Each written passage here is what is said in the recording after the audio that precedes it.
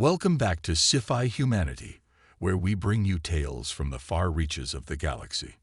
In today's story, we follow Alex, a solitary space trucker whose life takes an unexpected turn when he encounters a desperate alien woman and her daughter aboard an abandoned space station. Get ready for a thrilling tale of bravery, compassion, and the unbreakable bond formed in the most unlikely of places. This is Earthling saved a poor alien woman with her little daughter. Let's dive in. The vast emptiness of space stretched out before Alex as he piloted his cargo hauler through the outer reaches of the galaxy. The cockpit's dim lighting cast a soft glow on his weathered face, highlighting the lines etched by years of solitary travel. His calloused fingers danced across the control panel, making minor course corrections as he navigated the treacherous asteroid field that marked the border between civilized space and the wild frontier. Another day, another credit, Alex muttered to himself, his voice gruff from disuse. He glanced at the cargo manifest displayed on the holographic screen to his left, medical supplies to Outpost Zira 9. Thrilling the monotony of his daily routine had long since worn thin, but it was all he knew. Alex had been a space trucker for over 2 decades, ferrying goods between distant colonies that clung to existence on the fringes of known space. The job paid well enough, but the cost was a life of isolation and endless repetition as his ship cleared the asteroid field. Alex allowed himself a moment of reflection. He couldn't remember the last time he'd had a meaningful conversation with another sentient being. His interactions were limited to terse exchanges with port officials and the occasional drunken night at a spaceport bar. The loneliness gnawed at him, a constant companion in the vast silence of space. A sudden beeping from the communications array jolted Alex from his reverie. He frowned, checking the readout. It wasn't the usual chatter of passing ships or automated buoys. This was different. A distress signal, weak and intermittent, emanating from a nearby sector. Computer analyzed signal origin. Alex commanded his interest. Piqued for the first time in months, the A's emotionless voice replied. Signal originates from abandoned space station designate Echo 7, located in Sector 2814. Last recorded activity, 15, standard, years ago. Alex's brow furrowed. Echo 7 was supposed to be a dead relic stripped of anything valuable. Years ago, what could possibly be broadcasting from there? Now his better judgment told him to ignore it and continue on his scheduled route. But something, curiosity, boredom, or perhaps a desperate need for something to break the monotony, made him hesitate. Computer, plot an intercept course to Echo 7. Alex ordered, his heart rate quickening with a mix of anticipation and apprehension. As his ship altered course, Alex ran through the potential scenarios in his mind. It could be nothing, a malfunctioning piece of old equipment sending out random signals, or it could be smugglers using the abandoned station as a hideout. Either way, it promised to be more interesting than his current delivery run. The derelict station loomed into view, a skeletal structure of twisted metal and darkened corridors. Alex maneuvered his ship towards the main docking bay, wincing at the screech of metal as the airlock struggled to form a seal with the station's aging systems. Computer-run atmospheric analysis, Alex said, as he donned his EVA suit, not willing to take any chances. Atmosphere within acceptable parameters for human life. Caution advised due to possible contaminants. The AI responded with a nod. Alex sealed his helmet and sicked the airlock. The stale air of the station hit him like a wall as he stepped through his helmets, lights cutting through the gloom. Dust particles danced in the beam, undisturbed for years until his arrival. Alex moved cautiously through the station, his hand resting on the grip of his plasma pistol. The silence was oppressive, broken only by the soft whir of his suit's life support systems and the occasional creak of the station's superstructure. As he approached the central hub, a sound caught his attention, a soft, muffled whimper that didn't belong in this abandoned tomb of a station. Alex froze, straining his ears. There it was again, coming from the direction of the old cargo hold. With his heart pounding, Alex crept toward the source of the sound, the cargo holds. Massive doors were sealed shut, but a small maintenance hatch stood ajar. He squeezed through his suit, scraping against the edges of the opening. The beam from his helmet light swept across the cavernous space, illuminating long abandoned crates and defunct machinery, and there, huddled behind a stack of empty fuel cells, he saw them, two figures, clearly not human, cowered in the shadows. The larger one, distinctly feminine in shape, despite its alien features, clutched a smaller form to its chest protectively as Alex's light fell upon them. The alien's eyes widened in fear, reflecting an almost opalescent sheen. "Please," the alien spoke, its voice of melodious whisper that seemed to resonate in Alex's mind, rather than his ears. "Please do not harm us." Alex lowered his weapon slowly, his training warring with his instincts. "I'm not here to hurt you," he said, keeping his voice calm and steady. "I picked up your distress signal. Are you in trouble?" The alien hesitated, then nodded. "We are refugees, the last of our kind. I am Zira, and this is my child." She gestured to the small form still pressed against her. "We are morphs hunted to near extinction for our unique abilities." Alex's mind raced. Morphs were thought to be nothing more than a legend, a race capable of altering their very DNA at will.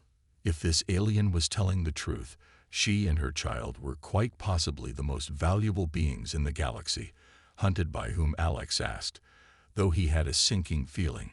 He already knew the answer: by those who would exploit us. Zero replied, her voice trembling. "Mercenaries, scientists, collectors of rare species. We've been running for so long, but our ship was damaged. We had no choice but to seek refuge here and hope for salvation." As if on cue, a distant boom echoed through the station, causing dust to rain down from the ceiling. Zira clutched her child tighter, fear evident in her alien features. "They found us," she whispered, desperation coloring her words. "Please, I beg you, help us. We cannot fall into their hands." Alex's mind whirled with the implications. Harboring these aliens would make him a target for some very dangerous people. It could cost him his livelihood or even his life. The sensible thing would be to walk away, to pretend he never saw them. But as he looked into Zero's eyes, saw the raw fear and desperation, there's something long dormant stirred within him. For the first time in years, he felt a purpose beyond the next cargo run. "All right," Alex said, making his decision. "We need to move now. My ship's docked not far from here. If we're quick and quiet, we might just make it." Relief flooded Zero's features. "Thank you," she breathed. "We owe you a debt we can never repay." Alex nodded grimly. "Save the thanks for when we're safely away from here. Can you both move quickly?" Zero rose gracefully, her child clinging to her like a second skin. "We can adapt," she said simply. Another boom, closer this time, spurred them into action. Alex led the way, his plasma pistol at the ready. As they navigated the twisting corridors of the station, the sounds of their pursuers grew louder with each passing moment. The clank of armored boots, the hiss of cutting torches breaching sealed doors. They reached the airlock just as a group of heavily armed figures rounded the far corner of the corridor. Plasma bolts sizzled past Alex's head as he shoved Zira and her child through the airlock, diving in after them. "Computer emergency undocking procedure," Alex shouted as he scrambled to the pilot's seat. The ship shuddered as it tore free from the station, alarms blaring in protest at the rough treatment. Alex's fingers flew over the controls, bringing the engines to full power. Through the view screen, he could see several sleek, predatory ships detaching from the far side of the station. "Hold on," he growled, punching in the coordinates for a blind hyperspace jump. It was reckless, potentially suicidal, but their only chance of losing their pursuers. The hyperdrive disengaged with a bone-jarring lurch, catapulting Alex's ship back into normal space. He gripped the controls tightly, scanning the surrounding star field for any signs of pursuit. "Computer location check." Alex barked, his voice tense. "Current location, Zeta Reticuli system, uninhabited sector." The AI responded coolly. No other vessels detected within sensor range. Alex let out a breath he hadn't realized he'd been holding. They were safe for now. He turned to his unexpected passengers. Still huddled in the co-pilot's seat, Zira's otherworldly eyes met his, a mix of fear and gratitude swirling in their opalescent depths. "We should be clear for the moment," Alex said, trying to keep his voice steady. "But we can't stay here long. The ship isn't exactly built for stealth." Zira nodded, her alien features arranging themselves into what Alex assumed was an expression of concern. "Where will we go?" she asked, her melodic voice tinged with worry. Alex ran a hand through his graying hair, mind racing. "I know a place," he said. After a moment, "It's not much, but it's off the main trade routes. We can regroup there, figure out our next move." As he set a course for the remote outpost of Nova Haven, Alex couldn't shake the feeling that he was in way over his head. He'd gone from lone space trucker to fugitive protector in the span of a few hours. The weight of responsibility settled heavily on his shoulders. The journey to Nova Haven took 3 standard days, during which Alex learned more about his unusual companions. Zira's child, whom she called Lyra, was still too young to fully control its shape-shifting abilities. Alex watched in fascination as the small creature's form rippled and changed, sometimes mimicking objects around the ship's crammed living quarters. "It's a defense mechanism," Zira explained one evening as they shared a meal of reconstituted protein packs in times of stress. Young morphs instinctively camouflage themselves. Alex nodded. His curiosity piqued. "And you change your appearance at will." A small smile played across Zira's alien features. "Would you like a demonstration?" Before Alex could respond, Zira's form began to shimmer and shift. In a matter of seconds, he found himself staring at an exact duplicate of himself. The effect was uncanny, right down to the small scar above his left eyebrow. "Holy shit," Alex breathed, unable to hide his amazement. Zira's laugh came from his own mouth, a surreal experience that sent a shiver down his spine. "It's more than just appearance," she said, her voice a perfect mimicry of his gruff tones. "We can alter our very DNA, adapting to new environments or assuming the capabilities of other species." As Zira shifted back to her natural form, Alex felt a confusing mix of awe and unease. The implications of such an ability were staggering. No wonder they were being hunted. Nova Haven loomed into view, a ramshackle collection of habitation domes and jerry-rigged spacecraft clustered around a small rocky planetoid. Alex guided his ship towards a nondescript docking bay on the outskirts of the settlement. "Stay close," he warned Zira and Lyra as they disembarked. "This place isn't exactly friendly to outsiders." The streets of Nova Haven were a chaotic jumble of alien life forms and patchwork architecture. Alex led his companions through winding alleys, keeping a wary eye out for any signs of trouble. They eventually reached a run-down cantina tucked away in a quiet corner of the settlement.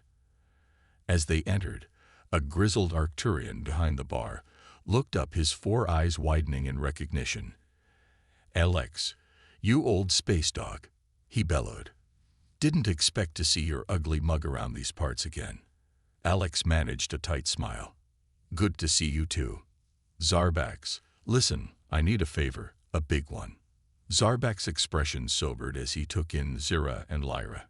"Ah, I see, got yourself mixed up in something. Come on back. We'll talk in the privacy of Zarbax's back room." Alex explained their situation. The Arcturian listened gravely, his multiple eyes narrowing as he absorbed the information. "You've stepped in at this time," Alex Zarbad said, when he'd finished harboring the last of the morphs. "That's going to bring down some serious heat." "I know," Alex replied, running a hand over his face, "but I couldn't just leave them. Can you help us?" Zarbax was quiet for a long moment, his alien features unreadable. Finally, he nodded. "I might know someone who can get you off-world, maybe even set you up with new identities, but it won't be cheap." Alex's heart sank. "I don't have much in the way of credits," he admitted. To his surprise, Zira spoke up. "I may be able to assist with that," she said softly, from a hidden pocket in her clothing. She produced a small glowing crystal. This contains genetic information from my people. It's valuable to the right buyers. Zarbed's eyes widened at the sight of the crystal that'll do it. He whispered, "Give me a day to make arrangements. In the meantime, lay low. There's a safe room upstairs you can use," as they settled into the cramped but secure room above the cantina. Alex felt the full weight of their situation bearing down on him. He slumped onto a threadbare couch, exhaustion seeping into his bones. Zira sat beside him, her alien warmth, a strange comfort. "I cannot thank you enough for what you've done for us," she said softly. Alex turned to look at her, struck once again by the otherworldly beauty of her features. "I'm not sure I've done you any favors," he replied, bitterly. "We're still running, still in danger, but we're alive." Zira countered, "And we're not alone. That means more than you know." Something in her voice made Alex's heart skip a beat. He found himself leaning closer, drawn in by the intensity of her gaze. For a moment, the galaxy beyond their hidden room ceased to exist. A sudden pounding on the door shattered the moment. Alex Zarbak's panicked voice came through. "We've got trouble. Big trouble." Alex was on his feet in an instant, hand going to his plasma pistol. He cracked the door open, seeing fear etched across the Arcturian's features. "What is it?" Alex hissed. "Genesis," Zarbak's replied, the word sending a chill down Alex's spine. "They're here, tearing the place apart, looking for you." Alex's mind raced. Genesis was bad news, a shadowy organization with tentacles reaching into every corner of the galaxy. If they were involved, this was bigger than he'd imagined. How did they find us so quickly? He wondered aloud. Zard's expression turned grim. "That's the other thing. Your old buddy, Darius, is with them. He's the one leading the search." The name hit Alex like a physical blow. Darius had been his partner years ago. Before Alex had gone solo, they'd parted on bad terms, but he never imagined Darius would stoop to working for an outfit like Genesis. "We need to move," Alex said, turning back to Zira and Lyra now. As they hurried to gather their meager belongings, Alex's mind whirled with possibilities. They were trapped, outnumbered, and outgunned, but giving up wasn't an option. He'd made a promise to protect Zira and her child, and he intended to keep it, no matter the cost. The sound of booted feet echoing through the cantina below spurred them into action. Alex led the way to a narrow window overlooking a back alley. It would be a tight squeeze, but it was their only chance. As Zira and Lyra slipped through the opening, Alex took one last look at the room that had briefly been their sanctuary. He could hear voices now harsh and demanding, growing closer by the second with a silent prayer to whatever cosmic forces might be listening. Alex squeezed through the window and into the unknown. The hunt was on, and the stakes had never been higher. But as he felt Zira's hand grasp his in the darkness of the alley, he knew one thing for certain: he wasn't in this fight alone anymore. The battered freighter limped through the void, its engine sputtering and hull creaking under the strain. Alex's knuckles whitened as he gripped the controls, coaxing every last ounce of power from the failing systems behind him. Zira cradled Lyra, close, her alien features etched with worry. "How much farther?" Zira asked, her melodic voice tight with tension. Alex's eyes never left the nav display. "We're approaching the Omega Nebula. There's a planet on the outer edge that might be our best shot. It's not much, but it's off the charts and should have a breathable atmosphere," as if on cue. A violent shudder ran through the ship. Warning klaxons blared as multiple systems went critical. "Damn it," Alex snarled, fingers flying over the controls. "We're losing power to the main drive. We'll have to make an emergency landing." The planet loomed before them, a harsh world of red deserts and jagged mountain ranges. Alex fought the controls as they plummeted through the atmosphere, the hull glowing cherry red from the friction. "Brace for impact," he shouted. Moments before they slammed into the planet's surface, the world spun metal, screamed, and then silence. Alex groaned, tasting blood. He blinked away the darkness, taking stock of his surroundings. The cockpit was a mangled mess, but somehow they'd survived. He turned to check on his passengers, relief flooding through him as he saw Zira and Lyra stirring. "We need to move," Alex croaked, forcing himself to his feet. "This wreck will be visible for miles." They stumbled from the crash site, the planet's twin suns beating down mercilessly. Alex's trained eyes scanned the horizon, spotting a range of craggy hills that might offer shelter. They set off, each step a battle against exhaustion in the unfamiliar gravity. Hours later, they huddled in the relative coolness of a shallow cave. Alex tended to their injuries as best he could with the meager supplies they'd salvage. "What now?" Zira asked, her voice barely above a whisper. Alex sighed, running a hand through his dust-caked hair. "We lay low, tried to find water and food. Maybe there's something salvageable from the ship we can use to send a distress signal." Zira's expression darkened. "And bring Genesis right to us." "Alex, we can't." "I know," he cut her off, frustration evident in his voice. "But we're out of options. This planet isn't exactly paradise." "In case you hadn't noticed before," Zira could respond. A low rumble filled the air. Alex's blood ran cold as he recognized the sound of approaching ships. "They found us," he breathed, peering out of the cave mouth. In the distance, he could make out the sleek forms of Genesis attack craft descending through the atmosphere. Panic clawed at Alex's chest, but he forced it down. He'd come too far to give up. "Now we need to split up," he said, his mind racing. "I'll lead them away. Give you and Lyra a chance to you." "No." Zira's voice was firm, brooking no argument. "We stay together." Alex opened his mouth to protest, but the determination in Zira's alien eyes silenced him. He nodded, a plan forming in his mind. "All right. Then we make our stand here, but we do it smart." As the Genesis ships drew closer, Alex and Zira worked furiously to prepare their defenses. They used the local terrain to their advantage, setting traps and creating choke points that would funnel their attackers into killing zones. The first wave of Genesis troops hit like a hammer, their advanced weaponry lighting up the alien landscape. But Alex and Zira were ready. Using guerrilla tactics and Zira's shape-shifting abilities, they picked off the attackers one by one. As the battle raged, Alex found himself face to face with a ghost from his past. Darius, his former partner, stood before him, plasma rifle aimed squarely at Alex's chest.